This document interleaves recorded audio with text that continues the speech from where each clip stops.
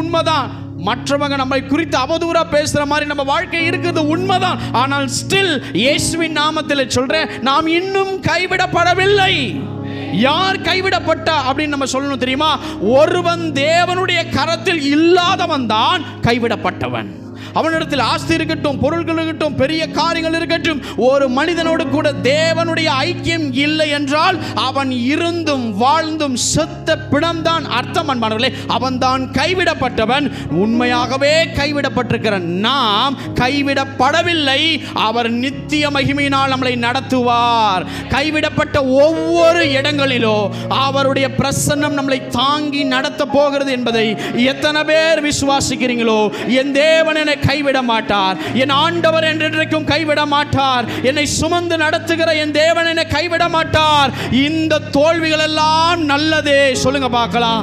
இந்த புலம்பல் எல்லாம் நல்லதே, இந்த கண்ணீர் எல்லாம் நல்லதே. நான் விசுவாசிக்கிறேன் இயேசுவே, நீர் இன்னும் என்னை கைவிடவில்லை. எத்தனை பேர் சொல்ல விரும்புறீங்க? இன்னும் என் தேவன் என்னை கைவிடவில்லை. கரங்களை உயர்த்தினவர்களாக, இன்னும் என் தேவன் என்னை கைவிடவில்லை. ஹல்லேலூயா.